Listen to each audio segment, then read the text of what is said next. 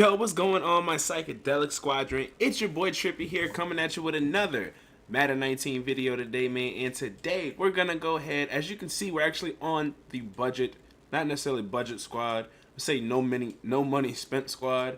And we've been cycling through these solo challenges and sets and stuff, and it made me wonder like how many people actually just got the game like a couple days ago or for Christmas, and they're kind of struggling and don't know what to do as far as like players, sets, solos, things along those lines. Oh, look no further if you meet any one of those criterias. I'm actually literally still running through solos. Got my brother doing, well, majority of them since it's kind of his account, but I'll be up here doing gameplays and budget squad series and giving him advice and all this other stuff since he really doesn't play Madden too much. But this is what the squad's looking like so far, and yeah, definitely needs some pretty decent amount of work. But already got 103,000 coins just from doing like solos and things like that and making moves on the auction block. And with all these solo challenges that are available to do, there's nothing but coin making opportunities and really good players that can come out of this, especially through the gauntlets. That's an interesting thing to go back and do all over again. But this is going to be my top 5 video on the best solo challenges to do when you're just starting off. Hell, really, even if you haven't done solo challenges yet, this will be the best solo challenges to do in the game. Let's go ahead and get started. So first and foremost, the ones that you should automatically start off with are gonna be the campaign solos, man. And it's a pretty decent amount of solos. I think it's like 83. Yeah, so 83 solos. But at the end of this, you get a pretty decent amount of coins. And then it kind of fills your team up with a bunch of gold that you can kind of upgrade and get your overall up a little bit. Kind of, I don't know the exact objective list as far as leveling up and when you start getting coins and stuff like that for your overall being a certain amount. But I think it's like 80. But this definitely helps your team get up to an 80 overall. So I highly suggest you do these things. So if you don't know about the campaign, you actually play through a bunch of these solos, right? So once you get through the end of the Redskins, which is technically game 16, you will have, you get a couple elite players as well, but you'll have enough of these campaign tokens that they give you in order to go ahead and hit these sets up and get you an 87 overall campaign player, which consists of, if I'm not mistaken, for offense it is, there we go, Ben Roethlisberger, LaShawn McCoy, Zach Ertz, Julian Edelman, and Golden Tate. And for the defensive side, it is Joey Bosa, Deion Jones, Telvin Smith, Marcus Peters, and Cam Wham Bam Chancellor. So in my opinion, my personal opinion, the best players to pick out of these two sets in order to, kind of be current with Madden as well, the way that it evolved since day one, is going to be either Deion Jones and Telvin Smith on the defensive end, because Marcus Peters to this day is okay, like even his new card that just came out, but I'm not going to say his speed is slow because, sprinter and everything, but it's going to be a pitch to get that card up. And then you still got Deion Jones, who hasn't had an upgrade since his primetime performance, and it's not going to take much to get him in the middle. And if you're not going to get Ryan Shazier, he is the perfect user god, or Telvin Smith for that same exact reason. And then on the offensive side, Julian Edelman's really slow. Golden Tate really isn't the best unless you want to use his power-up in order to get his campaign hero. Not campaign hero, but his campus hero. LaShawn McCoy still hasn't gotten an upgrade since, I think, the Blitz promotion, so he's a little outdated. Ben Roethlisberger really isn't the best quarterback in the game. And then you got my main man, Zach Ertz, who even to this day, I'm going to say we, because it's not necessarily just me, it's my brother as well. I'm trying to teach him the ropes of Madden Ultimate Team. Zach Ertz, to this day, 87 overall, has some pretty decent catching stats. Of course, he's not going to be the guy that burns you down the field, but 90 short running with an 89 mid-route running and a 91 catch with a 90 catch in traffic. Like, he isn't the best right now in MUT, but of course you can still power him up and get a pretty decent card out of him. So, highly suggest you guys go ahead and pick that man up. You would not be disappointed. And the next solo challenges that you should absolutely do are gonna have to be these red versus blue challenges right here on the screen. At the end of these solo challenges, depending on which one you pick, red or the blue team, which of course I suggest that you pick the blue team only because everybody's picking the blue team.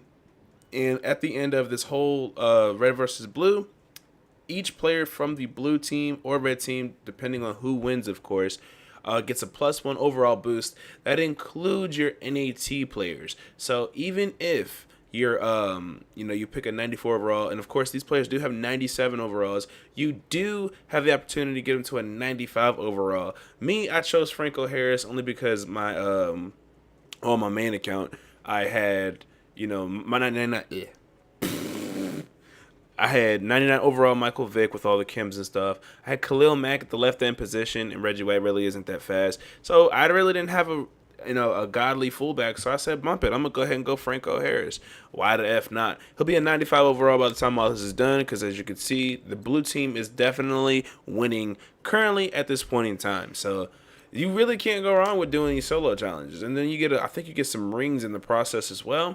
You can turn those rings into other things, as I can get in to a later video, going over all that stuff. So, I highly suggest you take care of these. And let's go ahead and get into the next solo challenges. Another solo challenge that you should do, or set of solo challenges, I should say, would have to be the Turkey Bowl, man.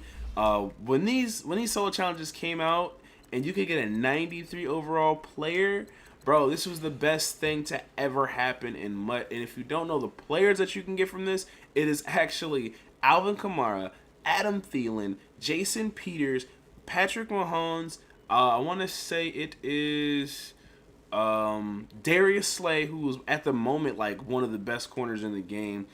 And there's one more player that I'm totally forgetting about at the moment, and I feel bad because I think he's a goon as well. But either way, like, you get a choice. Like, you don't get a random one like they've been doing lately. You get a choice of which 93 overall player you wanted on your team. And to this day, Darius Slay is on my team making big plays on my, main account. So going through this again, Lord knows what I'll do, just due to the fact that, cards would be different on this play around. Might pull something crazy, the yada, yada, yada. But definitely some of the best things to ever do would be these solos right here.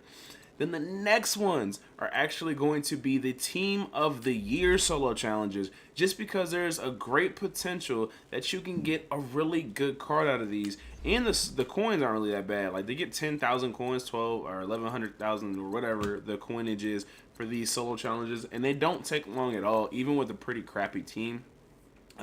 You end up getting these Team of the Year tokens, which you can quick sell for the 15,000 coins. I think it's only 2, maybe 3, so that's like 30,000 to 45,000 coins on top of the NAT Team of the Year player. You can possibly pull a Gurley, a Wagner, a Tyreek Hill. Of course, there's other players that you can do, but at this point, any one of those players would be tremendous on my team. So definitely highly advise that you do these solo challenges right here. You literally can't go wrong with them. Now, my next ones, I was possibly thinking about doing the Super Bowl ones until I remembered these bad boys right here. Yes, you have the Rookie Gauntlet, the Veteran Gauntlet, and then I don't know if it's up here yet, but you have the Legend Gauntlet, which is around here somewhere. The Rookie and the Veterans and the Legends are actually accessible at certain levels. So Rookie is accessible at level 20, which you will definitely be able to get to by the end, before the end of the campaigns. And these actually have some pretty decent coin rewards. These solo challenges could be very frustrating, especially with the gauntlet games, the scoring countdown. Everything else is pretty much about pretty easy.